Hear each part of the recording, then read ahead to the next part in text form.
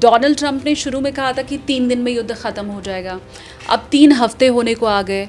ये जो सारी परिस्थिति दिखाई दे रही है, क्या ऐसा समझें कि ईरान जंग जीत रहा है? लेने के देने पड़ गए, नाको चने चबाने पड़ गए हैं और ईरान ने चबा दिए हैं। He is in trouble, he is in serious trouble.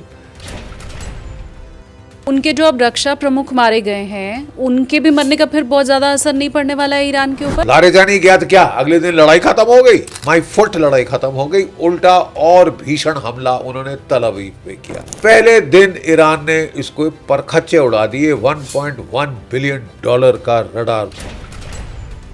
What has Donald Trump achieved? He is going to cause a global recession. 12 अरब से ज्यादा डॉलर्स का खर्चा इस लड़ाई में हो गया है। क्या वो स्थिति आ गई है कि ट्रंप मुंह से झाग फेंकने लगे? झाग निकल तो रही है साहब, हालत खस्ता हो गई है साहब।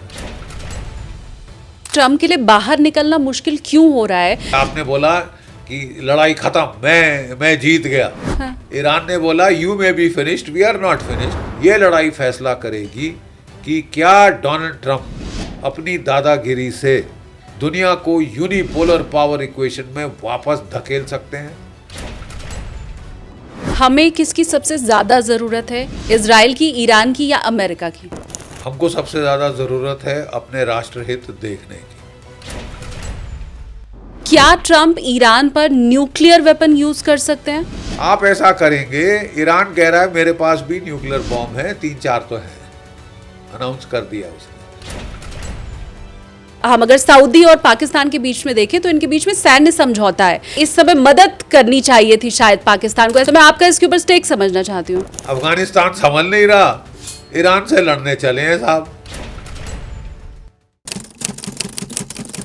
हेलो एवरीवन, अपनी कुर्सी की पेटी बांध लीजिए क्योंकि आप देखना शुरू कर चुके हैं take off with SKT. SKT यानी कि मैं शालिनी कपूर तिवारी।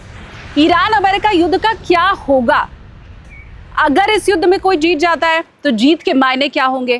क्या अमेरिका अब धीमे धीमे युद्ध हारने की तरफ आगे बढ़ रहा है? और क्या ट्रंप अब मुंह से झाग छोड़ने वाले हैं?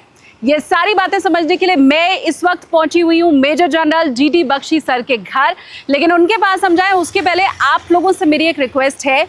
1 मिलियन का फर्स्ट माइलस्टोन हासिल करने के लिए टीम एसकेटी को अब जरूरत है 3,20,000 सब्सक्राइबर की।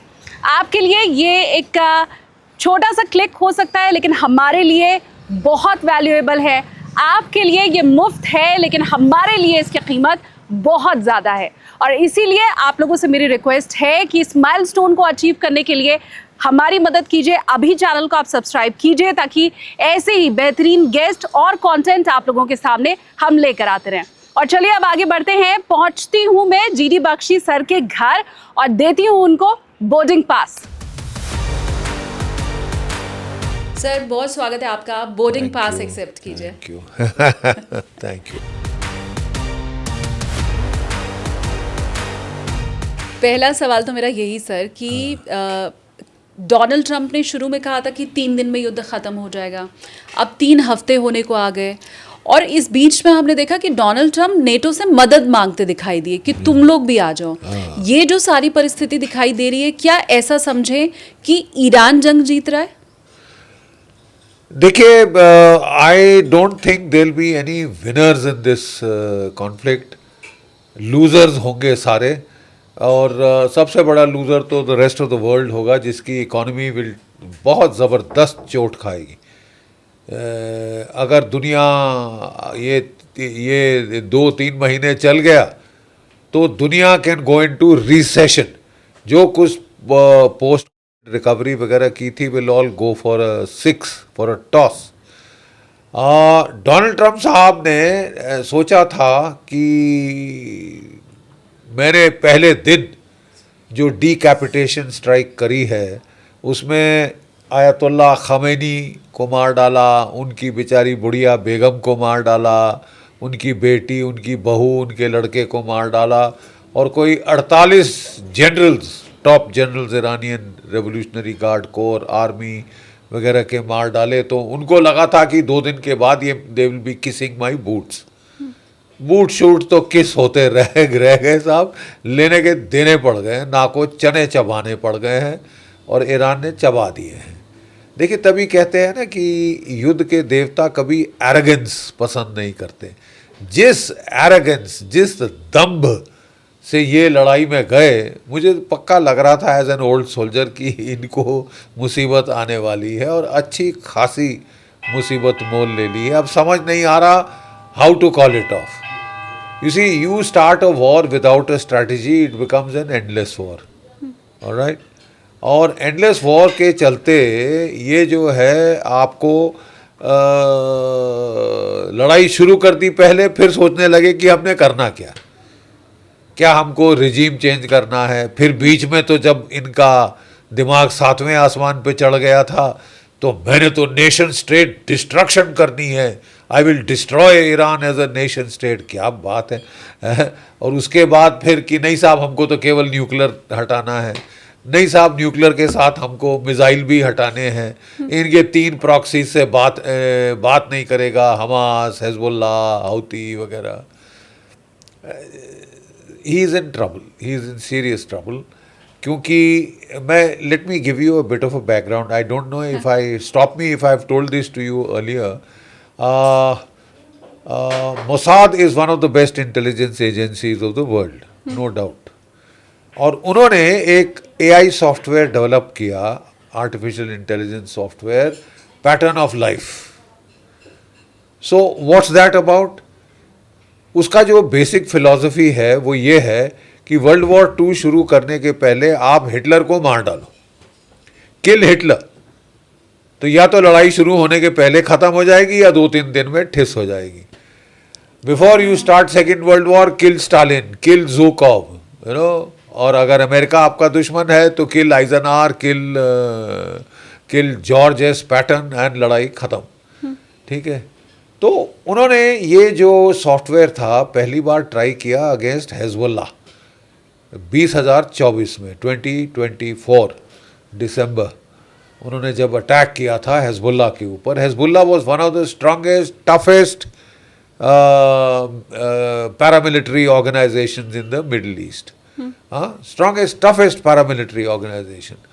उन्होंने पहले दिन नासरुल्लाह को मार दिया जो उनका टॉप लीडर था, जो उसका रिप्लेसमेंट आया उसको मार दिया, 3 आया उसको मार दिया, 4 आया उसको मार दिया, क्योंकि सारे टॉप कमांडरों को वो 360 डिग्री एनालिसिस करते हैं, फॉलो करते हैं ह्यूमन इंटेलिजेंस, आर्टिफिशियल क्या कहते हैं, electronic intelligence, mobile surveillance, then they hack into the traffic cameras. और जब आप एक टॉप लीडर जाता है रोड पे, जब मोदी जी रोड पे जाते हैं तो देर 5, 6, 7 कारों का काफिला जाता है, आगे पीछे सायरन ये वो, तो वो उसमें हैक करके पकड़ लेते हैं कहाँ से कहाँ जा रहा है, किधर से किधर गया, and then they target him accurately. तो मैंने बताया कि first time it was tried against Hezbollah, it was a smashing success, हिला के रख दिया हिजबुल्लाह को। यानी हिजबुल्लाह इतने डर गए थे कि इस बार बड़े फूंक फूंक के उनको लड़ाई में धकेलना पड़ा। ठीक है। Next time they tried it was 2025 last year June, जब उन्होंने ईरान पे अटैक किया। फर्स्ट डे 25 टॉप कमांडर्स मार डाले ईरान के, 25 टॉप कमांडर्स, और 18 घंटे लगे ईरान को रिटेलिएट करने में। मतलब they were so shocked, but then they retaliated and they did quite well. Third time the CIA tried it against Maduro. Maduro और उसकी बीवी को पकड़ के ले गए, और उसके बाद तो डोनाल्ड ट्रंप का सर 7वें आसमान के भी ऊपर पहुंच गया। आई हैव एक दिन में ख़त्म कर दिया वेनेजुला, 2-2.5 दिन में ख़त्म कर दूंगा ईरान, मेरे तलवे चाटने आ जाएंगे, ये करेंगे वो करेंगे वगैरह वगैरह वगैरह। ही forgot a small little detail, Iran is not Venezuela. Iran is not Venezuela. Venezuela, I'm sorry to say, and I keep saying that because I'm deliberately rubbing it in. Venezuela is famous for Miss Universe, Miss World beauty pageants. They are hardly known as fighters, poor fellows, you know. और I hope they become now, इतनी बेइज्जती सहने के बाद. But the CIA purchased the whole lot. सारे leader घूस खिला के परचेज कर लिए, लड़ाई नहीं कोई। They thought the same thing will happen with Iran, लेने के देने पड़ गए. But the point I'm trying to make is when you try a new fighting technique, the first time it has a big shock effect. Second time it's quite strong. Third time, the other side has become a little used to it. The fourth time you try it with the same people. You try it with different people, that's fine. You try it with the same people. Armies have to learn. Armed forces are very good at learning because if they don't, they'll die. अगर नहीं सीखेंगे मर जाएंगे. तो Iran learned the lesson and it devised a very simple counter. What was the Iranian counter, बच्चे? The Iranian counter was that वो जो Iranian Revolutionary Guard Corps है उसमें 31 डिस्ट्रिक्ट्स हैं अलग अलग पूरे ईरान में फैले हुए. हर डिस्ट्रिक्ट का अपना जो है आपका बैलिस्टिक मिसाइल्स हैं, क्रूज मिसाइल्स हैं, ड्रोन्स हैं. ठीक है, उन्होंने उनको बोल दिया लड़ाई शुरू होने के पहले कि भाई हम सब मारे जाएं. Don't look for orders from Tehran. जहां आपको खबर आती है कि ईरान के ऊपर हमला हो गया है, आपको टारगेट लिस्ट दी हुई है, क्या क्या टारगेट हिट करनी है. Turn around and fire at will. ये हमारे आर्टिलरी में होता है, all weapons fire at will, ठोको. और साहब इस बार जब उन्होंने 48 टॉप कमांडर मार दिए, खमैनी साहब मार दिए, आधे घंटे में ईरान का पलटवार आ गया. दुनिया हक्का बक्का रहेगी कि हुआ क्या. आधे घंटे में पलटवार आ गया है. ईरानियंस को भी दाद देनी पड़ेगी. They are good fighters and they learn with every mistake they learn. और दूसरा जो ईरान की सरकार है, it is a mosaic government. उन्होंने एक मोज़ेक स्ट्रैटेजी अप्लाई करी है कि कोई एक नोड के जाने से हम धराशायी नहीं हो जाएंगे. इसी भारतीय जो फौजें होती थी ना पुराने जमाने की, राजा मारा गया, दाहिर मारा गया, पूरी फौज भाग ली. बिल्कुल. हालांकि आप हट्टे कट्टे लड़ाई में तगड़े हैं, come on damn it, fight on, पर राजा गया तो बस फौज गई. ये ईरान में इसके ठीक विपरीत. It is an ideological state. और हर लेवल पे जो है लोग, वो जो फैनेटिसिज्म, खासकर इरानियन रेवोल्यूशनरी गार्ड कोर के जो जूनियर कमांडर हैं, सबसे मैक्सिमम फैनेटिसिज्म उनके अंदर है. They have been selected for their fanaticism. और वो सबको मार डालना आपके किसी के भी बस का नहीं है, बिकॉज इतनी स्प्रेड आउट टारगेट है, यू कांट डू इट. तो उनके जो अब रक्षा प्रमुख मारे गए हैं, उनके भी मरने का फिर बहुत ज्यादा असर नहीं पड़ने वाला है ईरान के ऊपर. अरे जब खमैनी का नहीं पड़ा, खमैनी को कोई असर पड़ा, कुछ नहीं पड़ा. अब ये एक अजीब किस्म का हम देख रहे हैं, जैसे कि ना ये जिसको बोलते हैं कि गैंग वॉर, गैंगस्टर्स, मारी जाओ मारी जाओ मारी जाओ, बस वो मारी जा रहे हैं. And I don't think it's to any good purpose, because लारे जानी गया तो क्या अगले दिन लड़ाई खत्म हो गई. बिल्कुल नहीं. माई फुट लड़ाई खत्म हो गई. उल्टा और भीषण हमला उन्होंने तल अवीव पे किया. दे हैव बीन टारगेटिंग तल Aviv and they have followed a very very intelligent strategy. Iran क्या स्ट्रैटेजी थी? उन्होंने फर्स्ट डे 28 फरवरी को अटैक हुआ, आधे घंटे में पलटवार किया. Which was the first target they hit? They hit the American over the horizon radar at Al Udeid base in Kuwait.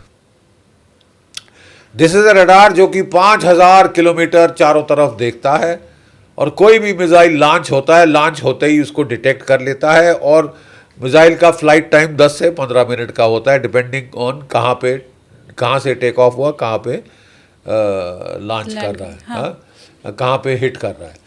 तो 10-15 मिनट की अर्ली वार्निंग दे रहे थे. पहले दिन ईरान ने इसको परखच्चे उड़ा दिए. $1.1 बिलियन का radar, one of the most expensive radars in the world. 6 ऐसे हैं अमेरिका के पास जो पूरी दुनिया में लगा रखे to pick up the missiles. और ये जो मिसाइल्स हैं, इसके चलते उसको उन्होंने उड़ा दिया रडार, आंखें अंधी कर दी. Next day fire control radar उड़ाया और थर्ड डे मिसाइल उड़ा दिए. एक बारी अंधा हो गया तो बड़े से बड़ा योद्धा भी फिर आप उसको बैठ के लगाओ लात अच्छी तरह से।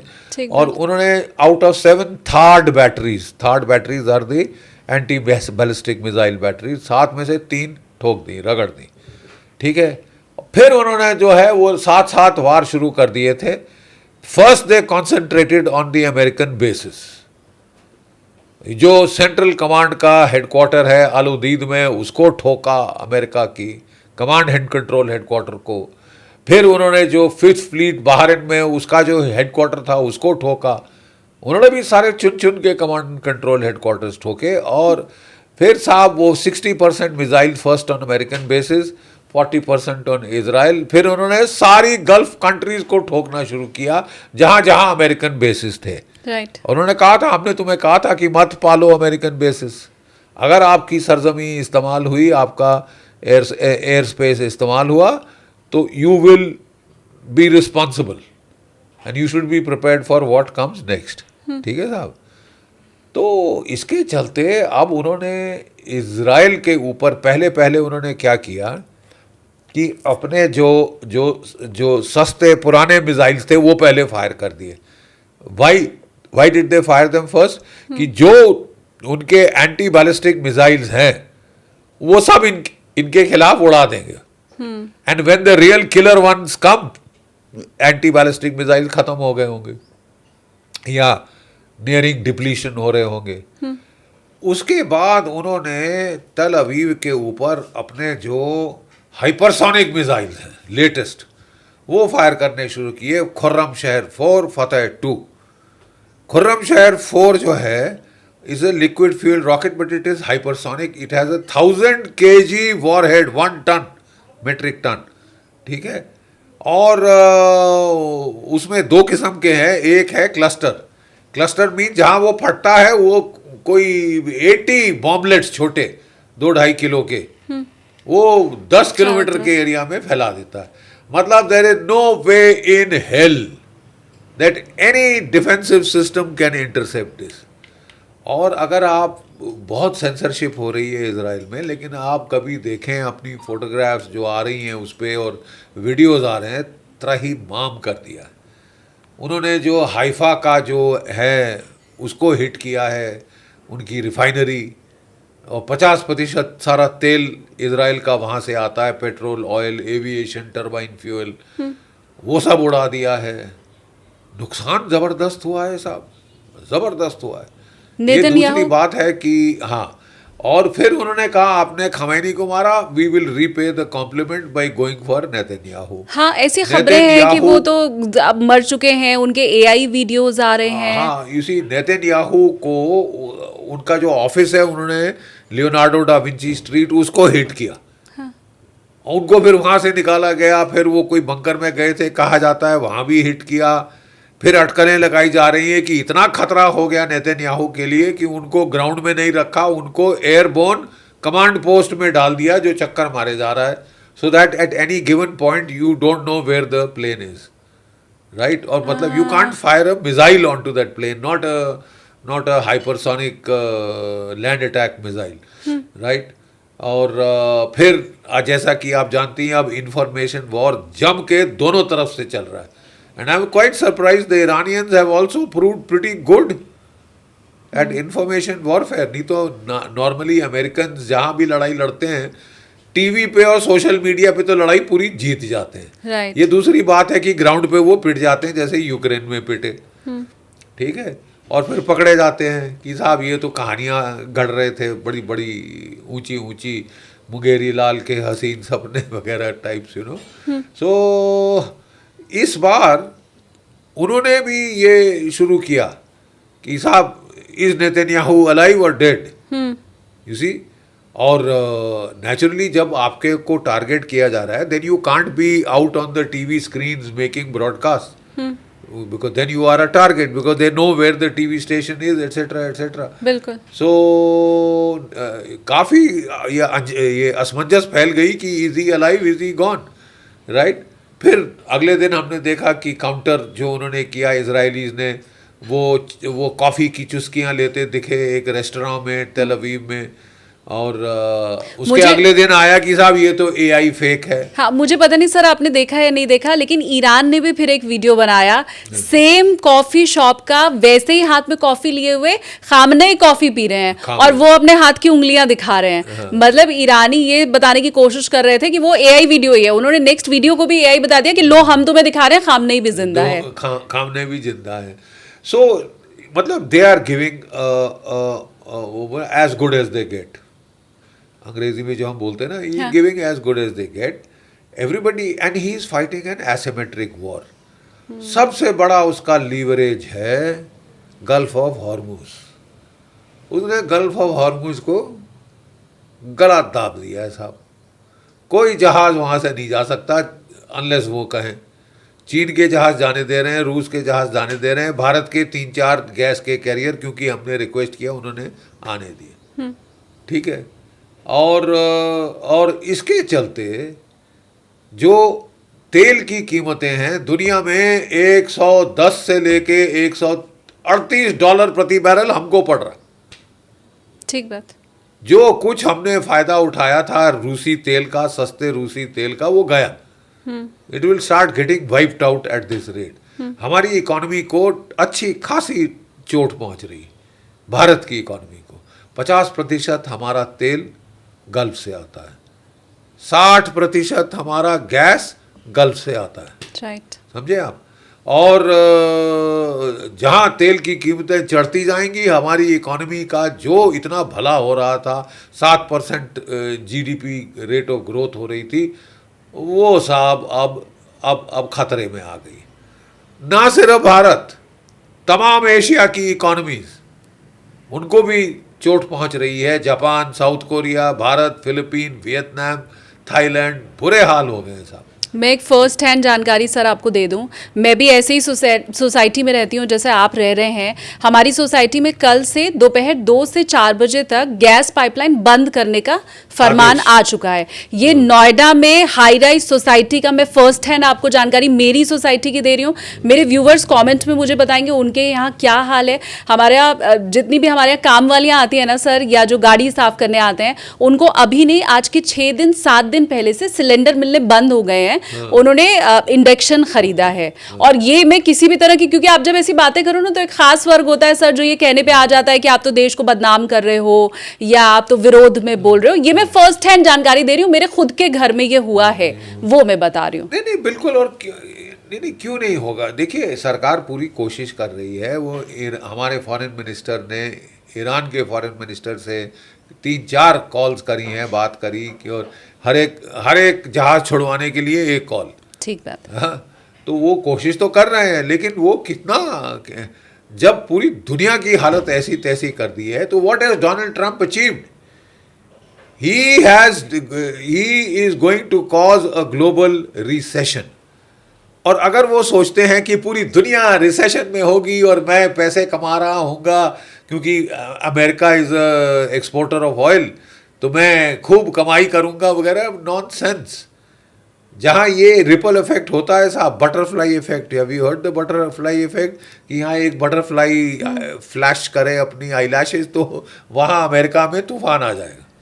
एग्जैक्ट दैट बटरफ्लाई इफेक्ट यहाँ से हो रहा है। और आपके अमेरिका के अंदर देखिए, अगर ऑयल रीचेज $100 अ बैरल, उनका rate of inflation before the war started was 2.6%। ठीक है। और अब वो आके 4.5% पे आ गया है। उम्मीद है या अंदेशा है कि ये जो ऑयल की प्राइसेस हैं ये चढ़ती जाएंगी। $150, $130, $150 प्रति बैरल हो सकती हैं। और अगर हो जाए साहब तो आपका रेट ऑफ इन्फ्लेशन 6% पॉइंट हो जाएगा। ठीक है। और उसके अलावा 6% पॉइंट होगा जो price of oil in the United states will go up. देखिए आप 20% दुनिया का ऑयल ऑफ द टेबल कर रहे हैं, तो आप समझते हैं दुनिया पे असर नहीं होगा, आप पे असर नहीं होगा। Price of gas in United states was $2 to $3 a gallon लड़ाई शुरू होने के पहले। आज के दिन $4 से $5 प्रति गैलन पे आ रहा है, और चलता रहा तो $6, $7, $8 प्रति गैलन जा सकता है। त्राहिमाम हो जाएगा अमेरिकन जनता का, जो नॉन एप्स्टीन वर्किंग क्लास है। Non Epstein, non Epstein, I emphasise that, you know, billionaires को तो कोई फर्क नहीं पड़ेगा, लेकिन जो नॉन एप्स्टीन वर्किंग क्लास है साहब, उनके हालत खस्ता हो जाएगी। And not only is it affecting oil and gas, 30% world fertiliser gulf से आता है, आप जानती हैं? जी सर। 30% ऑफ यूरिया फर्टिलाइजर वगैरह गल्फ से आता है। अभी प्लांटेशन का सीजन है, अभी हमारी बैसाखी वगैरह हुई थी ना, तो अभी क्रॉप्स प्लांट होंगी, अमेरिका में क्रॉप्स प्लांट होंगी, और उनका त्राहिमाम हो गया है, सारा फर्टिलाइजर गल्फ से आ रहा था साहब। कर लो बात। मेरे पिछले पॉडकास्ट में सर आपने ये कहा था कि ट्रम्प मुंह से झाग फेंकेगा। मैं ये समझना चाहती हूँ, क्योंकि तब से अभी तक 1 हफ्ता बीत गया है, क्या वो स्थिति आ गई है कि ट्रम्प मुंह से झाग फेंकने लगे? झाग निकल तो रही है साहब, लेकिन छुपा रहे हैं उसको, घोंटे जा रहे हैं। यू सी, हालत खस्ता हो गई है साहब। जो लड़ाई आपने सोची थी कि चलेगी 2 दिन 2.5 दिन, वो आज कोई तीसरे हफ्ते में जा रही है, ठीक है, तीसरे हफ्ते में आ रही है, और there is no end to it, it is only getting more intense. क्यों, वाई? मैं ये समझना चाहती हूँ कि ट्रम्प के लिए बाहर निकलना मुश्किल क्यों हो रहा है, क्योंकि हर बार वो जंग बीच में ही छोड़ के और उसको जीता हुआ घोषित कर देते हैं और वहां से बाहर आ जाते हैं। इस बार क्या हो रहा है? इस बार ये हो रहा है कि आपने बोला कि लड़ाई खत्म, मैं जीत गया। हाँ। ईरान ने बोला you may be finished, we are not finished, हम तो मारे जाएंगे। क्या करोगे अब? You don't have a bloody off ramp. उसका बड़ा सीधा ऑफ रैम्प था कि मैं बोलूंगा मैंने मार डाले 48 और ये वो, मैं जीत गया, आई हैव वन, वो ऐसे ऐसे करके जो ड्रामा करते हैं ना, वो कर रहे थे। अब हालत ये है कि वो नेटो को बोल रहे हैं आओ भाई अपने जहाज भेजो, help us to open the Gulf of Hormuz. ज्यादातर तेल तो हमारे पास थोड़ी ना आता है, तुम्हारे पास जाता है। रे आ रहे थे यार, और सबने मना कर दिया कि तुमने हमसे पूछा था ये बेवकूफ लड़ाई शुरू करने के पहले? Did you ask us? Did you even consult us? हुड़मती में चल के तुम जो समझते हो कि बाप का राज है, दादागिरी है, और आपने कर दिया, और अब आप भुगत रहे हो, तो आपकी नानी मर गई। देखिए चतुराई, देखिए इन्होंने aircraft carrier Ibrahim Lincoln gulf of Hormuz में भेजा था, बड़ा दिखाने के लिए कि देखो आ गया महारथी, ठीक है। ईरान ने क्या किया, वो जब लड़ाई शुरू होने के पहले लास्ट वीक ऑफ फरवरी में ईरान ने क्या किया, उसके जो एंटी शिप मिसाइल्स हैं वो टेस्ट फायर करने शुरू किए, 50 फायर किए इनकी देख रेख में। बत्ती बंद हो गई, वहाँ से एयरक्राफ्ट कैरियर को निकाल के इब्राहिम लिंकन को गल्फ ऑफ हॉर्मुज से गल्फ ऑफ ओमान ले गए। गल्फ ऑफ ओमान में जब लड़ाई शुरू हुई, ईरान ने 4 मिसाइल 4 ड्रोन ठोक दिए। वहाँ से निकाल के 1200 किलोमीटर इब्राहिम लिंकन को ये ले गए 1200 किलोमीटर दूर इन दी अरेबियन सी। ये आपका सबसे बड़ा जो है ना पावर प्रोजेक्शन टूल, वो अपनी जान बचाता फिर रहा है साहब, और दुनिया तमाशा देख रही है। फिर उन्होंने उसको फिर हिट किया और कहते हैं आग लगी, नुकसान हुआ, सिंक नहीं हुआ, नुकसान हुआ। जेराल्ड फोर्ड, अब पहले खबर आई थी तो बोला fake news, totally fake news. Gerald Ford, अब अमेरिकन प्रेस में खबरें आ रही हैं कि वो हिट हो गया है और उसको रिपेयर मरम्मत के लिए पीछे ले जाना पड़ेगा। अब वहाँ से जापान से निकाल के त्रिपोली, जो इनका वो है एम्फीबियस असॉल्ट शिप, जिसमें कि कोई F-35 जहाज़ हैं, VTOL और मरीन्स हैं 2500, वो भेज रहे हैं इसकी तरफ। देखिए साहब, मैंने तो शुरू से कहा था कि one sucker punch is all that Iran needs. Sucker punch मतलब इधर लगता है sucker punch. So one sucker punch, एक एयरक्राफ्ट कैरियर डुबो दिया, 5000 सैनिक, नौसैनिक अमेरिका के गए, बेचारे गए। एक आर्ले भर के क्लास डिस्ट्रॉयर हिट कर दिया, 250 से 300 नौसैनिक गए बेचारे। और आप समझते हैं अमेरिका में डोनाल्ड ट्रंप की वाहवाही होगी?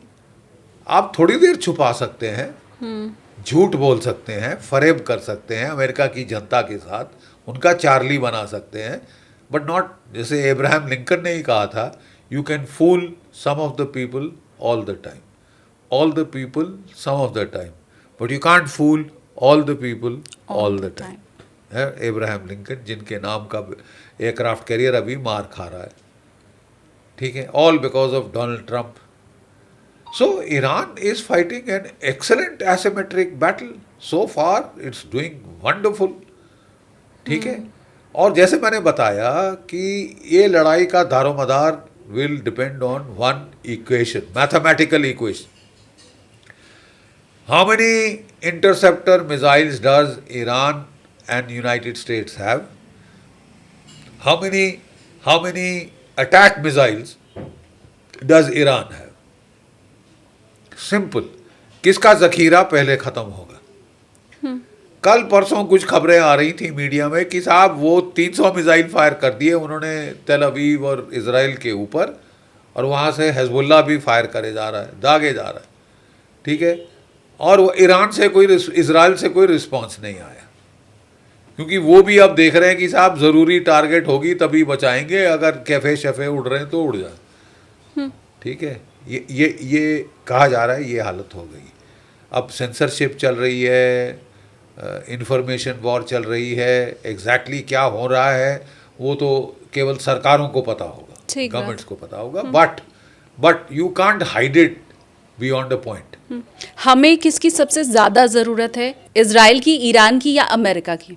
हमको सबसे ज़्यादा ज़रूरत है अपने राष्ट्रहित देखने की. India comes first always and every time. ना हम अमेरिका के चमचे हैं, nor are we cheerleading girls of the United States of America. क्या मारा मेरे बॉस, क्या मारा मेरे boss. Give us a break, है, गिव अस अ ब्रेक. और इज़राइल हमारा बहुत अच्छा दोस्त है, हर लड़ाई में उसने हमारा साथ दिया है, no doubt on that score. और हमारे से टेक्नोलॉजी शेयर करता है जो और कोई शेयर नहीं करता, ये लोग शेयर करते हैं. So we have a debt of gratitude towards the people of Israel, towards the people of Israel. But even there I am afraid we cannot put Israeli interest over and above Indian interest. अब जब हमारी economy को चोट पहुंचनी शुरू हो गई है तो मेरे ख्याल टाइम आ गया है कि मोदी जी बोले नेतन्याहू को, बॉस अब हमको चोट पहुंच रही है तो थोड़ा call it of. Okay, well done, call it of. तो अब आप तो हमारे पेट पे लात मार रहे हैं, हमारे लोगों की किल्लत कर रहे हैं, दिक्कत कर रहे हैं. जैसे आप खुद बता रही थी कि प्रॉब्लम्स तो जनता जनार्दन को शुरू हो गई और आने वाले दिनों में बढ़ेंगी. So we have to look for Indian interest first. India comes first always and every time. Or what is India's national interest? That this stupid war of choice started by Donald Trump. कई लोग कह रहे हैं to keep Epstein off the headlines. मैं एक data दूं sir आपको, जब आपने एप्स्टीन की बात कही है, मैं कल एक रिपोर्ट पढ़ रही थी, उसमें ये लिखा हुआ था कि वॉर शुरू होने के पहले जितने लोग एप्स्टीन फाइल गूगल पर सर्च कर रहे थे, अब उसमें से 80% लोग ईरान, अमेरिका और इजराइल सर्च कर रहे हैं. So, I mean, that purpose has been achieved. Not only Epstein files, there was also the case of economy going down, which is now going down faster. Right. And it is a midterm election year. And the Americans are concerned about their economy, the food on the table, price of gas. ये सब चीज़ें उनको hurt करती हैं. और mid term election नवंबर में आ रही. Donald Trump साहब, आपने बड़े गलत साल में ये तमाशा शुरू किया, आपको लेने के देने पड़ सकते हैं, सौदा महंगा पड़ सकता है, ठीक है. अगर आप लेम डक प्रेसिडेंट बन गए नवंबर के महीने में तो I won't be surprised if you are impeached. You see, because क्या सोच के आपने ये युद्ध शुरू किया था? Did you listen to your own Dan Caine, General Dan Caine, chief of staff? Dan Caine ने कहा था कि साहब आप आदेश दो तो हम हमला कर देंगे, लेकिन मैं ये गारंटी नहीं दे सकता कि रिजीम चेंज होगा. या आपको तैयार रहना पड़ेगा कि बॉडी बैग्स आएंगे. ये वेनेजुएला नहीं है, ब्यूटी क्वींस नहीं है, यहाँ पे लड़ाके हैं खूंखार. 6000 साल पुराना देश है, शिया हैं ऊपर से, और शियाज में आप देखिए कि लूजिंग बैटल्स फाइट करने का पहचान, टेनासिटी बहुत है. अभी भी हर साल वो लोग करबला की लड़ाई को याद करते हैं. which was a hopeless battle. They were surrounded, but they didn't give up. पानी बंद कर दिया, ये बंद कर दिया, but they kept fighting. Iraq की वॉर 8 साल चली, 1 million Iranians were killed, but they did not flinch. और उन्होंने हरा के छोड़ा सद्दाम हुसैन को. जो हमला किया था उतना पलटवार करके उसके इलाके में घुस गए. When the war ended, the Iranians were controlling more Iraqi territory than he had captured Iranian territory. आप समझे? So tenacious people हैं यार. जो भी अमेरिकन प्रेसिडेंट ने इनको तंग करने की कोशिश की है या इनके साथ लड़ने की कोशिश की, उसका कैरियर खत्म हो गया. जिमी कार्टर जिंक्स है. डोनाल्ड ट्रंप साहब को ये तो कर देना चाहिए था. पहले तो घोड़े पे चढ़ गए, I am the greatest, I am Attila the Hun, I am Hitler. Hail Hitler तो हमने सुना था, अब हम वो इस एट दिस रेट तो हम hail Trump, hail Donald, hail Donald, hail Donald ना सुनना शुरू हो जाए. United States of, thank God it is still a democracy. You see. So the point that issue is कि बगैर सोचे समझे, बगैर without a strategy, if you start a war, it becomes an endless war. हमने Iran में professor Zameer साहब हैं, उनका जब लाइव किया तो उन्होंने बोला ईरान में लोग कह रहे हैं कि ये सबसे बड़ा मूर्ख ट्रंप ही कर सकता है कि खामनेई को उतार के खामनेई को बिठा दे, क्योंकि खामनेई तो खुद नहीं चाहते थे कि उनका बेटा उस कुर्सी पे बैठे, लेकिन रिजीम चेंज के नाम पे वो सरनेम तक नहीं बदल पाया. वो रिजीम चेंज के नाम पे from one ayatollah to the second ayatollah, right, Khamenei to Khamenei, father to son, right. ये आपकी अचीवमेंट है. तो मैं ये समझना चाह रही हूँ कि ये अब जब नाक की लड़ाई हो रही है और हर कोई हंस रहा है ट्रंप के ऊपर, तो क्या ट्रंप ईरान पर न्यूक्लियर वेपन यूज कर सकते हैं? हाँ, ये मतलब हाइट ऑफ पागलपना, मिगैलोमेनिया उस वक्त होगा अगर ये न्यूक्लियर बम इस्तेमाल करें. ठीक है, लेकिन मैं इनको थोड़ा सा चेता देना चाहता हूँ. ये मत सोचो ब्रिलियंट आइडिया, हाँ क्या, क्योंकि ये you know he is very impulsive. आप ऐसा करेंगे, ईरान कह रहा है मेरे पास भी न्यूक्लियर बॉम्ब है, 3-4 तो है, अनाउंस कर दिया उसने. खमैनी के बेटे ने ही अनाउंस किया था, मोजताबा. ठीक है, और मेरे पास 3-4 है, तो मैं वो भी दाग दूंगा साहब. इज़राइल तो जाएगा ही जाएगा. उसके बाद जो आपने मेरा करना आप करते रहिए, वो आप जाओगे. वहाँ नॉर्थ कोरिया का Kim Jong Un is feeling left out, कि मेरी तरफ कोई देख ही नहीं रहा, ना मेरी कोई बात कर रहा है. तो उन्होंने बोला मैं तुमको दूंगा मिसाइल, अमेरिका तक पहुँचाने वाला. हाँ. करना चाहते हैं साहब, you want to try it. You know, idiocy की भी हद होती है. And then you don't listen to your own professionals, military professionals, intelligence professional. जो नाम है एक उनका, who is the head of the American counter-terrorism department. He has resigned. You know, एक वो मरीन कोर का जनरल था पुराना, very highly qualified. He has resigned. वो कहता है कि there was no immediate threat to the United States. This is not our war. This is Israel's war. ठीक है साहब. और वो तो कह रहे हैं कि ज़ायनिस्ट लॉबी है, इजरायली लॉबी है, वो इनके कैंपेन फंड करती है, तो इसलिए ये उसके लिए अपने व्यक्तिगत लाभ के लिए ये लड़ाई में अमेरिका को झोंक दिया. और अब साहब बॉडी बैग्स आने शुरू हो गए हैं. As per official reports 21 American सैनिक शहीद हो चुके हैं, 180 के करीब घायल हुए हैं. उनमें से कह रहे हैं कोई 70-80 बहुत ज़्यादा घायल हैं, which is a very polite way of saying कि वो बेचारे जा चुके हैं. ये ऑफिशियल डेटा आप बता रहे हैं? ऑफिशियल डेटा बता रहा हूँ. पहले बोला था कि 6 शहीद हुए, 18 घायल हुए, फिर वो धीरे धीरे धीरे वो बढ़ता जा रहा है. इनकी रोज़ की जो है, कह रहे हैं 12 अरब से ज़्यादा डॉलर्स का खर्चा इस लड़ाई में हो गया है. आजकल तो वो मैं 3 दिन पहले की बात बता रहा हूँ, तो 3 दिन के और 1 अरब डॉलर पर दिन के ये खर्चा कर रहे हैं. $1 बिलियन अ डे ऑलमोस्ट.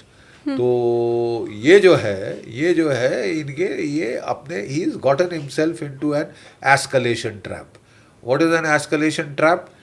कि आप लड़ाई शुरू करें हुड़मती में, you set unrealistic objectives which are not achievable. आपकी कन्नी कटती है, नाक कटती है, तो then you want to put, you reinforce failure, you put more and more and more and more military power. मैं बूट्स ऑन द ग्राउंड डाल दूंगा। अरे वाह साहब, क्या बात है।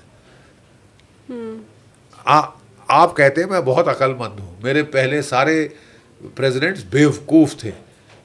They put boots on the ground. देखो मैं कितना चतुर हूँ, मैं हवा से कर दूंगा, क्विक इन क्विक आउट, जाऊंगा ही नहीं, 2-2.5 दिन खत्म, खलास। एक दिन वेनेजुला खलास, दूसरे दिन ये खिलाफ। और क्या आप जानती है कि इसने क्यूबा के खिलाफ लड़ाई शुरू कर दी?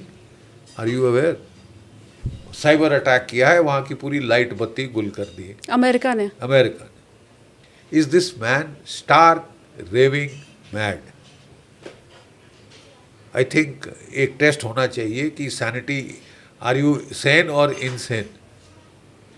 If you are going to start a third war, तो मैं आपको एक चीज थोड़ा सा as a old military veteran, 37 साल जिसने लड़ाई देखी है, हाँ। मैं आपको बता दूं कि अगर मैं चीन के जनरल स्टाफ होता तो मैं शी जिनपिंग को बोलता, मेरे आका ये ज़रा 2-2.5 महीने चलने दो, और उसके बाद अगस्त के महीने में हम चढ़ जाएंगे ताइवान पे, और तब इनके पास ठेंगा होगा, सब खत्म कर दिया होगा यहाँ पे, ठेंगा होगा।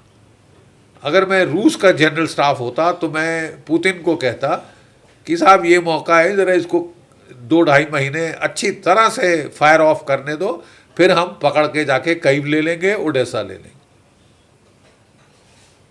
This is what you have done to United States of America. बहुत रेपुटेशनल डैमेज और लॉस करा दिया है। In conclusion I would like to state that this is a seminal लड़ाई है 21वीं सदी की, बहुत महत्वपूर्ण लड़ाई मानी जाएगी इतिहास के पन्नों में। क्यों? ये लड़ाई फैसला करेगी कि क्या डोनाल्ड ट्रंप अपनी दादागिरी से दुनिया को यूनिपोलर पावर इक्वेशन में वापस धकेल सकते हैं, या मल्टीपोलैरिटी अब कास्ट इन स्टोन हो जाएगी। मेरे ख्याल मल्टीपोलैरिटी ने अपना जौहर दिखा दिया। अमेरिका का हिस्टोरिकल डिक्लाइन डोनाल्ड ट्रंप की बेवकूफ़ियों से हेसन हो गया है, एक्सेलरेट हो गया। आपने हालांकि शुरू में ही ये कहा था कि इस जंग में जीत किसी की नहीं होने वाली है, लेकिन अगर मैं जीत के मायने समझना चाहूँ तो वो अमेरिका के लिए क्या हो सकता है, ईरान के लिए क्या हो सकता है, क्या जीत होगी इसके बाद? देखिए, मैंने आपको याद दिलाना चाहता हूँ कि वियतनाम वॉर में एक बड़ा अच्छा सेंटेंस था। क्या था? A guerrilla army wins if it does not lose, a regular army loses if it does not win. यहाँ पे ईरान गुरिल्ला या एसिमेट्रिक वॉरफेयर लड़ रहा है, अगर वो हारे ना तो वो जीत गया। क्या? It wins if it does not lose.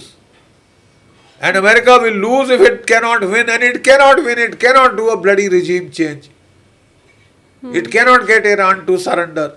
कोई सवाल नहीं है। पहले दिन I call upon Iran, surrender, surrender, surrender. और अब क्या बोल रहे हो? नेटो तुम क्यों नहीं आ रहे? तुम्हारे जहाज आ रहे हैं यहाँ से। आ गई, बत्ती बंद हो गई। Thank you for your attention. ये ट्वीट के आखिर में जरूर लिखते हैं। ठीक बात। अब कह रहे हैं कि नहीं चाहिए मेरे को मदद। अरे फैसला कर लो, तुम्हें मदद चाहिए कि नहीं चाहिए।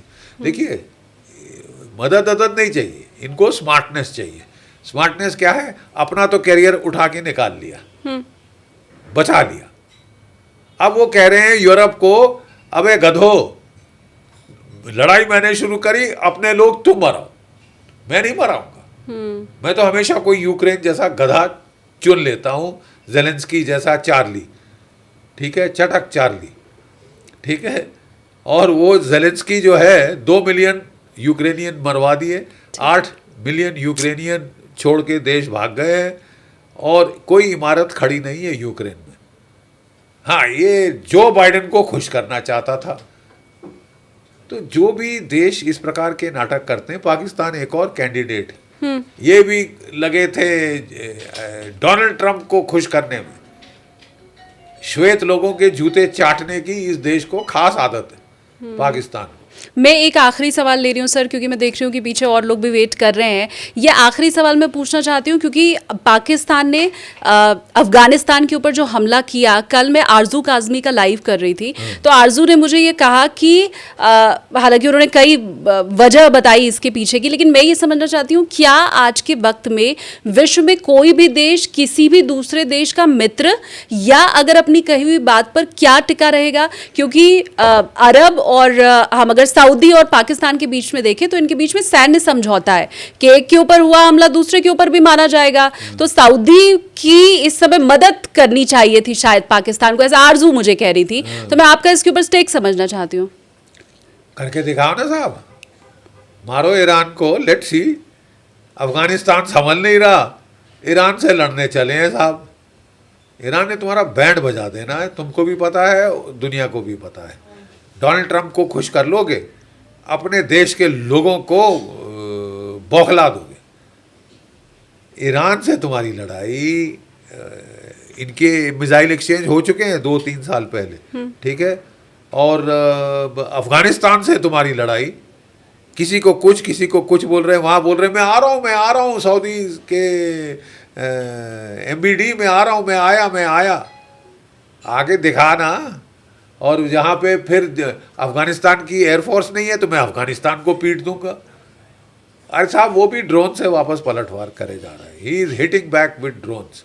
ही is may not have fighter bombers, he has plenty of suicide bombers. और तुमको लेने के देने पड़ेंगे। अफगान से रूस ने लड़ के देख लिया, भाग छोड़ के जाना पड़ा। अमेरिका ने देख लिया 20 साल, भागना पड़ा, जाना नहीं पड़ा, भागना पड़ा।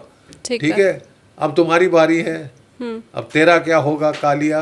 इसके साथ मैं I'd like to close। Thank you so much sir. मैं एक बार फिर से आपका धन्यवाद इसलिए कह दूं क्योंकि आपका बहुत बिजी स्केड्यूल है। पिछली बार भी आपने हमें समय दिया था, एक बार और टाइम दिया। Thank you so much sir. जय हिंद। God bless you. जय हिंद, जय भारत।